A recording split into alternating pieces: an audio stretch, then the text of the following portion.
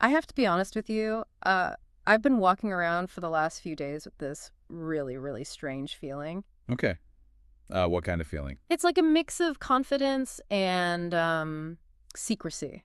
I feel a little bit like a secret agent.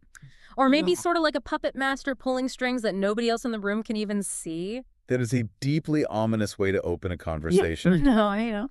Usually you start these deep dives by telling me you read a cool book or found a new app or something. Now you're talking about being a puppet master. Should I be concerned for your safety? No, you're totally safe. But honestly, if you were a real estate agent, I think you should be terrified. Oh, really? Yeah, because what we are diving into today completely flips the scripts on how we hire professionals, specifically real estate agents. But honestly, once you see this framework, you realize it could apply to lawyers or contractors or financial advisors, basically anyone. Right. It's about this method that allows you, the consumer, to interview, grade, and essentially fire a candidate before that candidate even knows they were in the running. Yeah, before they even get a chance to knock on your door. Ah, okay. I see where we're going with this. You've been digging into the concept of the invisible interview. The invisible interview, exactly. Right. Because I recently went down a rabbit hole of real estate hiring. I actually used this framework myself to test the waters. And it is fascinating because it totally bypasses the traditional way we do things. It really does. Think about the old way of hiring an agent. It's basically a beauty contest, isn't it? It is. Historically, that is exactly what it is. You ask a neighbor for a name, or you see a billboard, or you just Google realtor near me. You pick 3 names, you invite them over to your house. Right. And they walk in dressed in their best suit. Firm handshake, big smile. Maybe Yeah. they bring fresh baked cookies. Or a shiny folder with a drone photo of your house on the cover. Yes. You sit at the kitchen table, you drink the coffee, and you decide who to trust with your life savings based on, what? Vibes. Charisma. Yeah. You decide based on charisma. It's the halo effect in action. Because they look professional, because they are articulate and friendly, you just assume they're competent at the technical aspects of the job. Which is such a leap. It is a massive leap, and that's the trap. In real estate, you are hiring a project manager, a legal navigator, and a ruthless negotiator. But the interview process, that old way, is designed to audition a salesperson. Exactly. You're testing for charm, not for actual skill. And that is exactly where this new framework comes in. Right. So the source material we're looking at today is called Interview Your Agent. It was developed by a group called the Cyr Team. And just a quick note on that name for our listeners, it's spelled C-Y-R, like the name Cyr, but they pronounce it Cyr. Which fits perfectly. It really does, because the whole point is seeing through the facade. It is appropriate. Right. And we should probably drop a huge disclaimer right here at the top. Yes, please do. Crucial disclaimer time. We are absolutely not here to sell you on hiring the Cyr Team. They are a specific real estate team based in Pennsylvania and Delaware.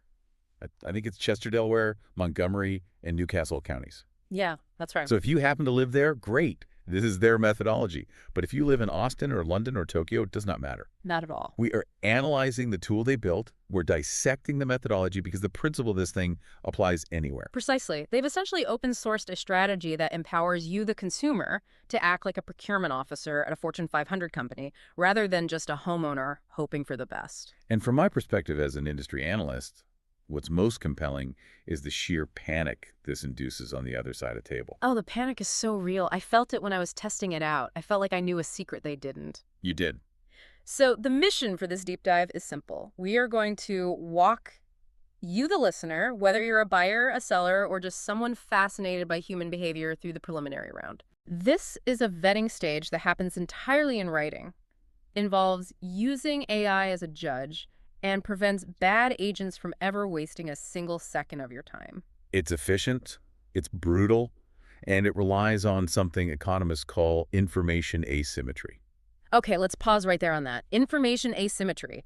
It sounds like a textbook term, but it's actually the reason most people get ripped off, right? It is. In the traditional model, the professional holds all the cards. Always. Right, because they have the data. Exactly. The agent has access to multiple listing service. They know the comparable sales history. They know the market nuance. They know the contract pitfalls. And what do we know? Nothing. You, the consumer, generally know very little. You might buy or sell a home once every 7 years, maybe. They do it every single day. So you're forced to rely on their word. Completely. Yeah. If they say your house is worth $1 million, you believe them even if they're lying just to get you to sign the listing contract. Which happens all the time. It's called buying the listing right. Correct. Buying the listing.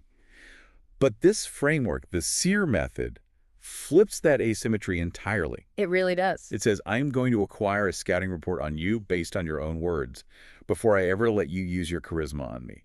It creates a scenario where the consumer knows more about the agent's actual competence than the agent realizes. So let's get into the nuts and bolts of it. How does the preliminary round actually work? Because the source material lays out a very specific step-by-step process. And from my experience using it, if you skip a step, it just doesn't work. Right, it falls apart. So it starts with self-awareness. Step 1 is identify the situation. Which sounds obvious, but I guess most people just think, well, I'm selling a house. Right, and that is the first mistake. Real estate is not a monolith. Selling a home during a high-conflict divorce is a completely different universe than selling a probate estate where the owner died without a will. Right. Buying a first home with an FHA loan is totally different than buying a luxury investment property. Step 1 is admitting that your specific situation has specific needs. Okay, so I identify my situation. Let's say I'm selling my parents' house in a estate sale. Step 2. Step 2 is generate questions. You've used the framework, or you can even ask an AI to help you draft them based on the framework to create high-stakes, specific questions tailored to that exact situation. So we're not asking generic stuff. No, we are not asking questions like, how long have you been in business, or are you a full-time agent? Because those are softballs. Anyone can hit those. Exactly. We aren't throwing softballs. We're throwing fastballs right at their heads. We want questions that demand data. We want questions that reveal process. Then comes step 3. And this is the one that really creates that secret agent vibe I was talking about. Step 3 is the trap. You take those questions and you email them to 3 or 4 agents. And this is critical. You email them. You do not call. You do not text. You do not stop by their office. Why is the email part so non-negotiable? I feel like a lot of people would say, but I want to hear their voice. I want to get a feel for them. Because that feel is exactly what we are trying to avoid in the preliminary round. Ah, right. The charisma. That feel is the halo effect creeping back in. But there's a functional reason, too. Think about the modern real estate transaction. How much of it actually happens face-to-face? I mean, you meet for the initial listing appointment and maybe some open houses. Sure, but the actual work, the negotiation of the offer, the back and forth on inspection, repairs, the clearing of title issues, the coordination with lenders. Right. That happens 95% via email and text. That's very true. So if an agent cannot articulate a complex thought clearly in an email, if they use poor grammar, if they ignore half your questions, if they are disorganized in their writing, they will be a liability when they are negotiating your contract with the other agent. So the email isn't just a delivery method. No, the email is the test. It's a literacy and competency test disguised as a simple inquiry. I love that. The email is the test. So you send the email. Then comes step 4, which is the AI judge. This is where we use technology to break the reassurance loop. You take the answers the agent sent back, you literally copy and paste them, and you feed them into an AI tool like ChatGPT or Claude. And you'd use a specific prompt. I actually have the prompt here from the source material. I use this exact one. It says, I am a seller dealing with, and then you insert your situation. So for example, a divorce sale. Analyze these agent responses for depth, specificity, and evidence of actual experience. Which agent is most qualified based strictly on these text responses? And then step 5 is the verdict. The AI runs the analysis. And it is ruthless. It is. It doesn't care if agent A has perfect teeth. It doesn't care if agent B is the brother of your best friend. It looks at the syntax. It looks for facts. It compares them side by side. And it tells you who the winner is? Or, more often, it tells you who the losers are. It allows you to eliminate the bottom 80% without ever having to suffer through a coffee meeting with them. Okay, I want to pivot for a second to the other side of this transaction because we are talking about empowering the consumer, which is great. I felt very empowered. But your role here is the industry analyst. You understand the agents. What is going on in their heads when this happens? Because the source material talks about this concept of the invisible loss. The invisible loss is, well, it's the stuff of nightmares for a salesperson. It is a psychological horror story. Paint the picture for us. What does that look like? Okay, imagine you are a real estate agent. You've been in the business maybe 5 years. You're decent, but you rely heavily on your personality. You are a people person. Right. Handshakes and smiles. Exactly. So you're driving between showings, you're stressed, you're running late, and your phone pings, you see an email notification, it's a lead, someone wants to sell their house. The ultimate dopamine hit. The biggest one. Yeah. You open it up at a stoplight, it's a bit formal. Ask 3 or 4 specific questions about your experience. Now, you're busy. Your instinct, trained by years of sales seminars, is, I need to get in the room. If I can get in the living room, I can close them. So you don't want to answer a term paper on your iPhone. Right. You don't have time for that. So you type out a quick, friendly reply. Hey, thanks for reaching out. I'd love to help you with this. I've been an agent for years, and I treat all my clients like family. These are great questions. So why don't I pop over on Tuesday at 5, and we can go over everything. Sounds standard. Very standard. You hit send, you feel good, you responded fast, you were friendly, you offered a meeting. And then Silence. you just wait. You wait. Tuesday comes and goes, no reply. You send a follow-up, hey, just checking in. Silence. You check your spam folder, nothing. You start to tell yourself stories to feel better. Oh, maybe they decided not to sell. Maybe they were just tire kickers. The lead just went cold. But the lead didn't go cold. No, the lead is red hot. The lead just listed their house with someone else. You didn't just miss out. You were actively graded. You scored a D-. Yeah. And the terrifying part is you don't even know you were taking a test. You don't know that while you sent a generic, I treat you like family email, another agent sent a breakdown of their last 12 sales and a PDF of their marketing plan. That silence. That is the sound of the invisible interview. It creates a massive amount of anxiety in the industry because agents are used to being able to spin objections. If I'm sitting in your living room and you ask a tough question, I can smile. I can pivot. I can use body language to reassure you. But in an email. In an email, I can't do that. My words are naked. And if my words are empty, the AI sees it instantly. It really is a trap in the truest sense. But let's dig into why the generic answers fail so badly. Is it just because they are short? Or is there something deeper?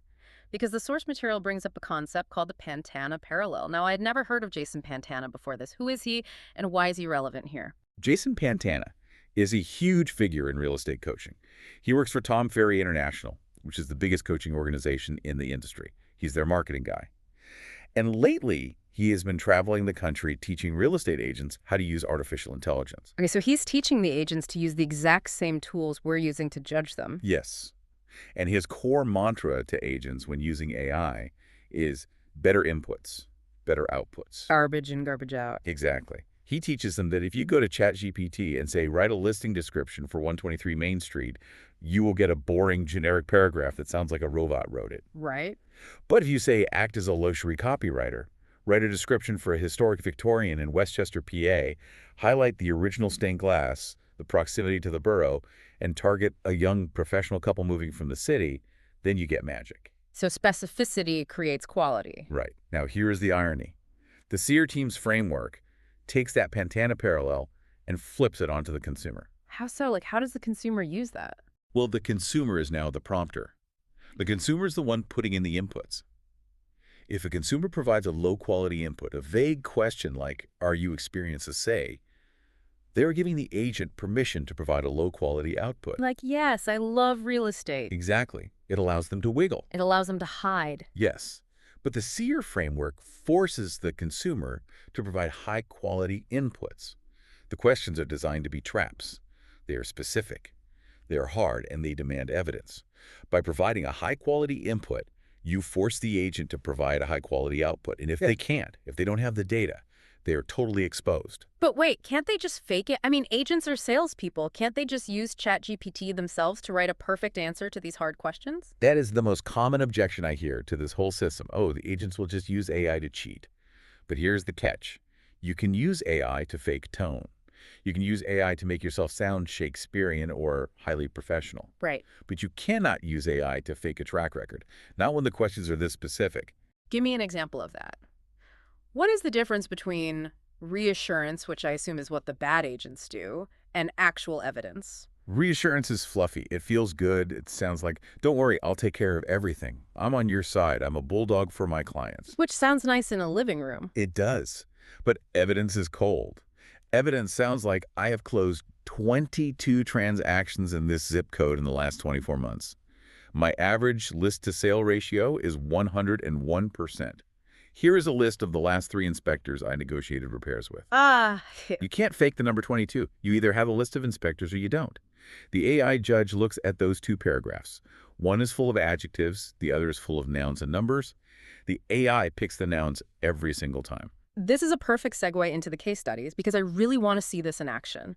The source material outlines 3 specific scenarios, and I want to go deep on each one because the stakes are so drastically different. Let's do it. Let's start with the divorce sale. This is the heavy one. High conflict, high emotion, high liability. Yeah, the Cyr framework suggests asking very pointed questions here, like, number 1, how many court-ordered home sales have you managed in the past 24 months? Number 2, what is your specific communication protocol when 2 parties are not on speaking terms? And number 3, have you worked with attorneys to meet court-ordered sale deadlines? Those are laser-focused questions. You can't wiggle out of those. So let's role play this a bit. I'm the consumer. I send this email. Agent A, let's call him the generalist, replies. He says, I handle all types of sales. I'm actually known for being a very empathetic person and a great listener. I know divorce is hard, but I'll make sure you're both happy and we get the best price. I'm here for you 24/7. Okay, stop right there. That sounds lovely, doesn't it? It sounds like a really nice guy. He's empathetic. He cares. And that is exactly why he is incredibly dangerous. If you feed that response into the AI judge with the prompt analyze for risk in a divorce scenario, the AI is going to tear it apart. Really? Because of the phrase, I'll make sure you're both happy. In a high conflict, divorce, making both parties happy is often literally impossible. The husband wants to sell fast to get the cash. The wife wants to hold out for a higher price just to spite him. They hate each other. If the agent tries to people please, he will get crushed between them. Wow, okay. But what about the good listener part? That seems positive. That is the biggest trap of all. In a therapy session, being a good listener is gold.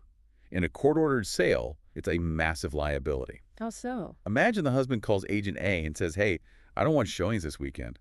I'm just not feeling up to it. Agent A, the good listener, says, totally understand. Take some time. I'll block the calendar. That sounds reasonable to me. It's a violation of the court order. Oh, wow. The judge ordered the house sold.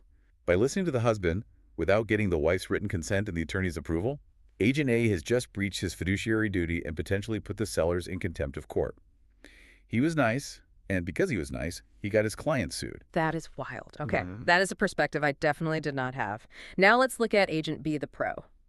Agent B writes, I have closed 14 divorce sales in the last 3 years. I hold the RCSD Certification Real Estate Collaboration Specialist for Divorce. My protocol is strict. I use a specific communication platform where all messages are visible to both sellers and their divorce attorneys simultaneously. This ensures transparency and prevents he said, she said delays. I do not take verbal instructions regarding price or showing availability from either party individually. Boom. That is the winner right there. But it's so cold, though. I do not take verbal instructions. It sounds like a robot. It's cold, but it is safe. Agent B isn't trying to be your friend. Agent B is trying to keep you out of jail and get the house sold. They gave a real number, 14 sales. They gave a designation, RCSD. They described a specific tool, the communication platform. So the AI loves that. The AI picks Agent B 100 times out of 100 because the AI recognizes that protocol beats empathy in a legal battle. And meanwhile, poor Agent A is sitting in his car wondering why being nice didn't get him the job. Agent A lost the invisible interview because he didn't realize he was applying for a job as a neutral third-party administrator. He thought he was applying to be a handholder. Let's move to the second case study, the estate sale. This is described as the out-of-town nightmare. This is a pure logistics problem. Yeah. Usually the parents pass away, the kids live in California or Chicago, and the house is sitting in Pennsylvania. The kids literally cannot be there to mow the lawn, clear out the attic, or let the plumber in. So the consumer needs a project manager, not just a salesperson. The Cyr questions here are, how do you coordinate cleanouts and repairs if I am not there? And which vendors do you have established relationships with? Very simple questions. But watch the difference in how they get answered. Okay, Agent A says, I'm happy to help. I can look up some cleaning companies for you. I go the extra mile. I'm full service. I can look up some companies. That right there is the death knell. Why? Because they don't already know them. Exactly. That means I am going to Google it, just like you would. That is zero value add. You're sitting in California. You don't need someone to Google things for you in Pennsylvania. You need someone who already knows who shows up on time. Right. Okay, so Agent B says, I specialize in absentee owners. I have a standing account with mainline estate sales to handle the auction of personal property. I use Clean Sweep Pros for the final trash out. Here's their number. I have a handyman Mike who keys into my lock boxes to handle minor repairs before listing. I will manage this entire process and send you video walkthroughs via WhatsApp daily so you can monitor progress. That is the difference between an intention and a system. Agent A has good intentions. Agent B has a bulletproof system. It's so much more reassuring, actually. Because if I am 3,000 miles away, I am terrified that the pipes will burst or squatters will break in. Agent B offers a specific handyman, a specific trash-out company, and a specific video protocol. And again, notice the specificity. Agent B, name names, mainline estate sales, Clean Sweep Pros, Mike the handyman. Specificity is trust. Generality is suspicion. That is the golden rule of the Cyr framework. If an agent is vague and says, I know lots of people, just assume they know absolutely no one. If they name Mike, they know Mike. Third scenario, a first-time buyer. This one is really interesting because it involves a bit of a moral trap. The education gap. First-time buyers are arguably the most vulnerable people in the entire market because they simply don't know what they don't know. They are entirely relying on the agent to teach them the ropes. And the Cyr question here is, describe a situation where a buyer was approved for more than they should spend, and how did you handle it? This is a pure test of ethics versus commissions. Explain that dynamic a bit. Real estate agents are paid a percentage of the final sale price. If you buy a $500,000 house, they make X. If you buy a $600,000 house, they make more than X. Right. The financial incentive is always constantly to push you to your absolute maximum budget. So the bad agent answers, I show my clients everything they're approved for. It's not my job to tell them how to spend their money. If the bank says yes, I say, let's go shopping. I want you to have your dream home. Which is technically true. Yeah. It's not their job to be your financial advisor.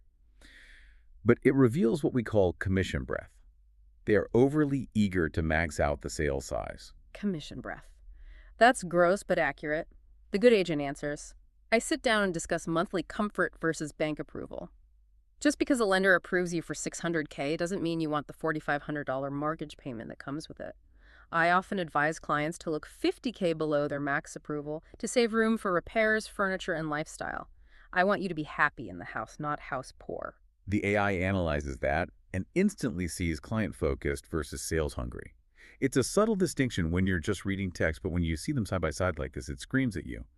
One agent protects your future, the other exploits your ignorance. I want to get into the hard data section now, because the Cyr source material lists some metrics that I think most normal people have never even heard of. We all know comps, we know price per square foot.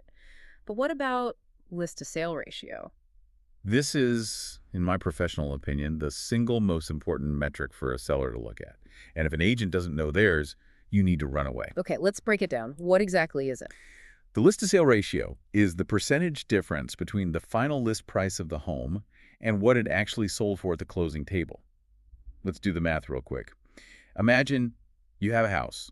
Agent A comes in and says, this house is amazing. I can sell it for $550,000. And I'm thrilled, because that's a lot of money. You are thrilled. You signed the contract. But then the house sits on the market. No offers.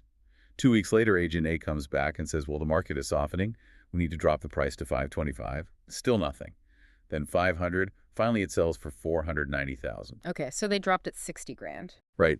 Agent A listed at $550 and sold it at $490. Their ratio is way below 100%. They overpromised on the front end just to get the listing and then beat you down on price later when reality hit.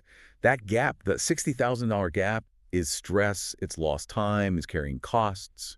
Now let's look at Agent B in that same scenario. Agent B walks in and says, look, the data says this house is worth $500,000. If we price it at $495, we will create a bidding war. Now, you might be disappointed initially because the number is lower than what Agent A promised you. Yeah, I want the 550. Exactly. But you trust the data. You list at $495. You get 3 offers. It bids up to $510,000. Agent B listed at $495 and sold at $510. The ratio is 103%. So a ratio under 100% usually means the agent is habitually overpricing. It means they are buying the listing. They are telling you what you want to hear to get your signature on the dotted line, knowing full well they will have to price drop you later. So the test question in the framework is, what is your average list-to-sale ratio for the last 12 months? And the trap isn't just the number. The trap is, do they even know it? If they answer, oh, I don't really track that, but I sell a lot of houses fail. Automatic fail. If they answer, my ratio is 94% fail, that means on average, their clients get 6% less than they were promised at the listing presentation. But if they answer, my ratio is 101.5% pass, that is a professional who actually knows their numbers. You cannot manage what you do not measure. Precisely. Another metric the source mentions is transaction volume by school district. Why school district? Why not just say Chester County or the city? Because real estate is hyper-local. I cannot stress this enough. Especially in the areas the Cyr Team operates, like Pennsylvania and Delaware, but really anywhere in the U.S. The market rules change the second you cross the street into a different school district. Taxes might double. The buyer demographic completely changes. The demand curve changes. So if an agent says, I sell all over the county, that's actually a red flag. It's not necessarily a red flag, but it is weak. It's a generalist answer. Compare that to it. I have closed 22 transactions in the Unionville-Chadds Ford School District in the past 24 months. That sounds so much more authoritative. That statement carries massive weight. It implies I know the teachers, I know the bus routes, I know the reputation of the high school, I know exactly how much premium a buyer will pay to be in this district versus the one right next door. Again, we are back to specificity. Let's talk about the alphabet soup of designations. The source lists quite a few. SRES, CLHMS, CRS. Do these actually mean anything? Or is it just agents paying a fee to get a little logo on their business card? It could be just a logo sometimes, but usually it signifies a very specific toolkit. Let's take SRES, Seniors Real Estate Specialist. If you are 75 years old, moving into a retirement community, dealing with decades of accumulated stuff, maybe facing health issues, you do not need a 25-year-old shark who just wants to flip the house quickly. Right, you need patience. You need someone trained in the emotional and financial nuances of downsizing. SRES training covers retirement funds, estate planning implications, and accessibility. What about CLHMS? Certified Luxury Home Marketing Specialist. This matters immensely if you are selling a high-end home. It's not just a fancy title to put on a brochure. It actually grants access to exclusive distribution networks. If you have this CLHMS designation, you can syndicate your listing to international luxury portals like the Wall Street Journal's real estate section or Mansion Global. The average agent literally cannot do that. Wait, so if I have a luxury home and I hire an agent without that specific designation, my house literally isn't being seen by the right high net worth buyers. Correct. You are missing the global audience completely. And CRS. Certified Residential Specialist. This is basically the PhD of real estate. Only about 3% of agents hold this. It requires a significant volume of actual sales and advanced education. It's a shortcut for the consumer to easily identify the top tier of the industry. So here's the real question. Do you absolutely need the letters? If an agent doesn't have CRS after their name, should I just fire them immediately? No, you don't need the letters if you have the experience. But, and this is the absolute key to the Cyr framework, if you lack the letters, your written answer must prove the experience even more strongly. Okay. If you don't have the SRES, you better write. I don't have the designation, but I have moved 50 seniors in the last 2 years, and here is my specific step-by-step process for handling estate sales. If you don't have the letters and you give a vague answer, you're out. I want to zoom out a bit and look at the consumer experience versus the agent reality again. Because there is this fascinating irony happening with AI right now. We touched on it earlier with the Pantana parallel. Agents are scrambling to use AI to write faster, but consumers are using AI to read deeper. It is an AI arms race. Agents are using tools like ChatGPT to write their bios, their listing descriptions, their emails. They are prompting it saying, make me sound professional.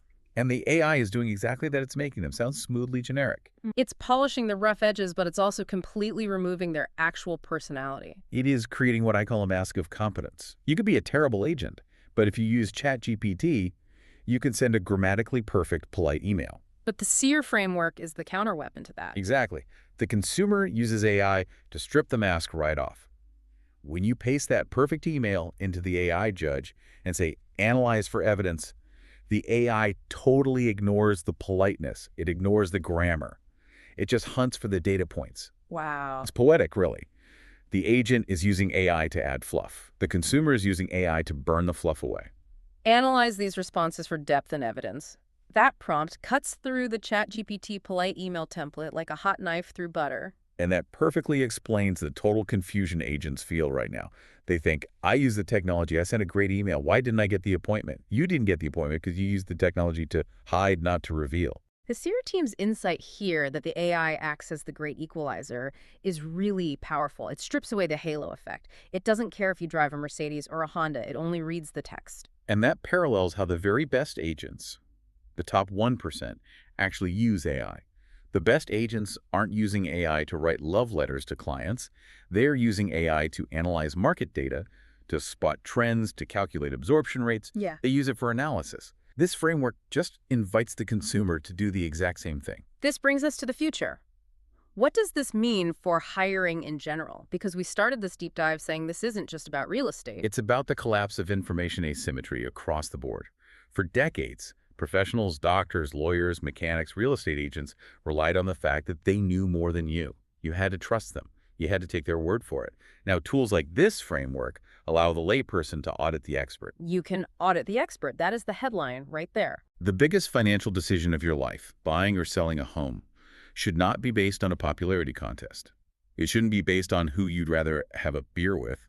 It should be based on who is most likely to get you to the finish line with the most money and the least stress. Right. And usually the person you want to have a beer with is not the same person who is going to aggressively negotiate inspection repairs at 11 p.m. on a Friday. The Cyr approach proves that the preliminary round is real, whether the professional knows it or not. The preliminary round is happening. The only question is, are you passing it? Or are you sitting in your car feeling good about a generic email you just sent, totally unaware that you've already been eliminated? So let's summarize the key steps for our listeners. If you are about to hire an agent or really anyone, what is the protocol? Step 1, don't just meet them. Stop setting up coffee dates as a first step. Protect your time. Step 2, send the questions first. Use the Interview Your Agent framework or create your own specific hard questions based on your specific situation. Step 3, look for the trap answers. Be suspicious of reassurance. Demand evidence. Specific numbers, specific vendors, specific processes. And step 4, use AI to compare the answers dispassionately. Let the robot be the bad guy. Let the AI tell you who actually brought the receipts. It really does feel like a cheat code. I've used it, and I feel like I need to go sell another house just to try it out again. Please don't sell your house just for the experiment. Moving is incredibly stressful. I might. No, I won't. Okay. But I will definitely use this methodology next time I hire a contractor or anyone else. Before we go, I want to leave everyone with a final provocative thought. And this one is for the professionals listening, not just the real estate agents, but the consultants, the freelancers, the service providers. If you rely on your charm to win business, if your superpower is getting in the room so you can work your magic, do you know if you're currently losing the preliminary round? Are you being interviewed by an AI right now at this very second and you don't even know it? The silence you hear on the other end of the phone isn't just a slow market. It might be the sound of you failing a test you didn't even know you were taking. Deep dive.